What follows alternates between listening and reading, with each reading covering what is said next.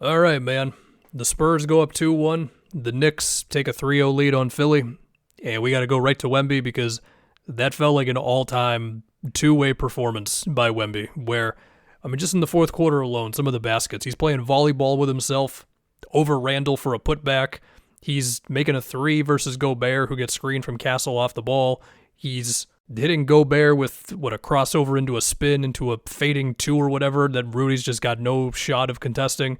And then earlier in the fourth, he gets like a switch on Jaden, and Io comes over for the double, and in what felt like one fluid motion in a quarter of a second, it's a catch, and then it's a flip at the rim. They don't have time to strip at him or whatever, among many baskets. I mean, he had 15 points early in this one. It just felt like every single time it was him with a smaller body against him in the paint. It was a score. I mean, they opened the game up with two good sets, one where he set a down screen to get open, the other one, I don't remember the other one, I'm sorry.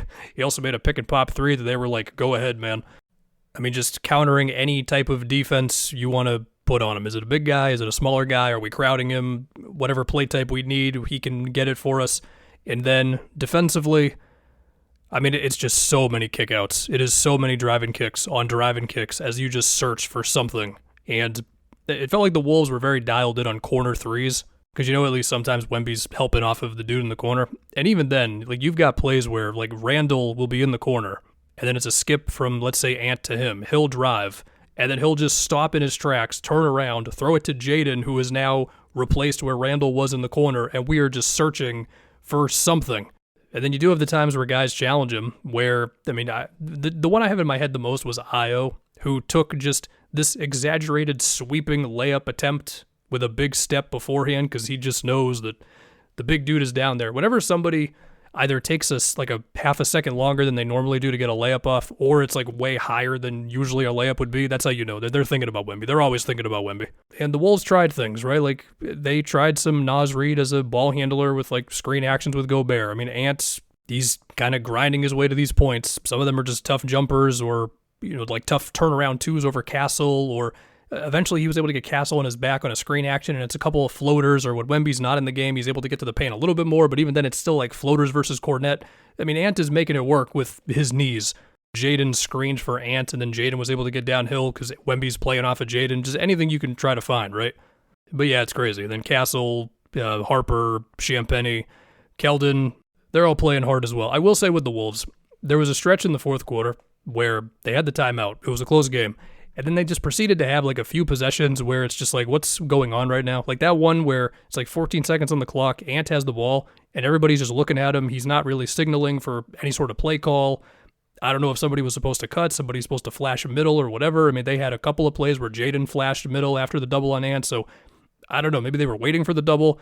Nothing happened out of a timeout. And there were like actually one or two plays like that later. They did also run like a nice little Ant Gobert screen that I think got Nas a corner three when they were all on the same side. So there was like a little creativity still in there in the fourth, but just a couple of plays where sometimes the Wolves' half-court offense gets kind of bad, but also the guy who might go down as the best defensive player of all time is standing there at the basket or somewhere. Me believing in the Wolves after game one, it's looking dicey. Let's talk about Randall.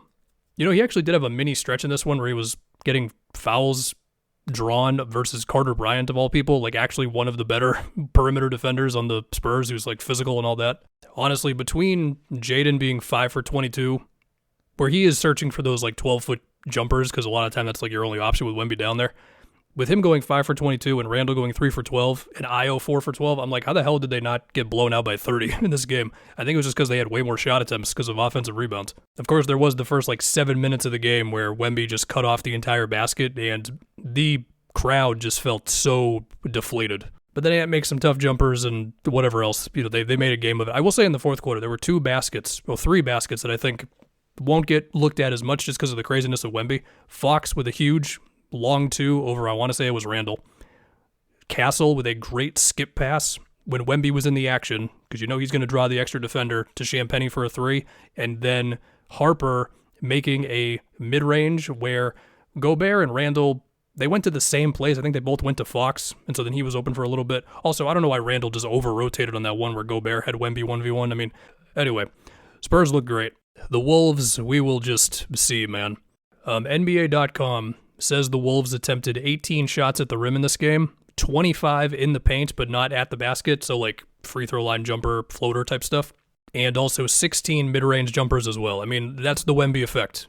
Spurs go up 2-1. Me believing in the Wolves isn't looking great. Anyway, now we go on to the Knicks and the Sixers, a 3-0 lead. The Knicks faced a little bit of adversity, and then since then they just figured out their whole team. OG's not out. It's all good. Embiid, he did what he could in this one. This probably isn't the biggest thing, but my biggest takeaway from this game was Shamet and Mitch. Like, Mitch had a run in the second quarter, but it was still like kind of close. PG made a bunch of tough shots first quarter, whatever. Where Mitch comes in, he had, I want to say, like 4 or 5 plays of just screening for Brunson to clear him away from Oubre or VJ or PG or whoever to get open, including one insane one that was like the end of the shot clock. Like, Brunson did most of the work, but Mitch gave him just a little bit extra daylight. Had some really good possessions guarding screens of like high up on PG. Like, he rushed PG on that one where he tried to throw it to Bona, but it was like a little off, and then Bona didn't get it, turnover. One where he was up on, I want to say it was Oubre, then he got back to the paint to contest Embiid one-on-one. He had a great switch on Oubre. He had a really good switch on PG as well. Like, Mitch, I don't even know if the box score numbers were too crazy, but 6 and 6 with a block and a steal in 19 minutes, okay. But yeah, his impact just felt unbelievable. Now, I do know some of that was affected by the hack of Mitch. I mean, he was 4 for 8 from the line. I get it, but even so, I think when he came in the second, I thought it was huge. And then Shamet, I mean, it's just scrappiness. It's threes. It's transition stuff. I mean, it's making good rotations after they put 2 to the ball on Maxey. Like, there was a play where I want to say it was 2 to the ball on Maxey, with which that happened various times tonight. And then it ended up with Oubre trying to score in the paint versus Cat. I want to say it was McHale, and I want to say it was Shamet. Shamet was definitely one of them, as PG is just wide open in the corner. Now, Oubre had a good game tonight, but typically speaking, that situation happening is a win if you are the Knicks. And this is actually something I've been thinking about throughout these playoffs, because we talk so much about star players' playmaking abilities and, do you recognize when the skip pass is open and stuff like that. I just watched Stephon Castle have a huge skip pass in the fourth quarter, and then I just said that play with Oubre. Non-star player playmaking, especially by non-point guards, I think it's like such an underrated luxury to have, and it's part of the reason why Derek White has been so awesome before his jump shot fell off a cliff. Still love D. White, gave us all he could in Game 7. Also, I just checked my notes, it was Josh Hart on that play, it was not McHale. McHale was very good tonight, though. There was also a stretch with Cat and Brunson two-man game late that just felt like a stretch where you don't always see it from the Knicks. I don't remember this completely, but I think PG was on Cat for these possessions where they still went to the Brunson-Cat two-man game anyway. I know, crazy concept. I've been saying this for at least like 2 weeks now. Look, I don't know much, but I know that you can still incorporate your second-best player even if there's a wing on him. And it'd be like, PG and Oubre, they'd switch it, but then they would try to unswitch it, and then Brunson would go away, and then Oubre played off of him a little too hard. I don't know why he did that. Or one where PG was way too high up, so Cat got to the middle anyway. Or another where I think the Philly defense kind of fell apart after the double, because then McHale just flashed middle and nobody picked him up at all. So yeah, now Philly did make, similar to the last game, they did miss some good threes down that stretch. But hey, the Knicks, the rotations have been there. They've been putting 2 to the ball on Maxey. Mitch was awesome. Shamet was awesome. And there you go, man. Knicks up 3-0. They're doing the job. Philly could have used McCain in this one. We just saw him make 4 threes versus the Lakers. And then as far as Maxey, I mean, he was very efficient, but Embiid, which that one, depending on how Embiid is feeling, is fine. But PG, Oubre, both take more shots than Maxey. VJ almost took as many shots as Maxey did. And when Maxey takes 12 shots and you shoot 28% from 3 as a team, yeah, it's tough. Again, there's going to always be some good looks in there when teams shoot bad from 3 like that. But, offense wasn't clicking like you'd want it to. And then, I guess we can do a little future of the Sixers thing. They're down 3-0 unless they're going to pull off the miraculous comeback. The thing with Philly is there's not really much of a future to talk about. PG and Embiid are locked in.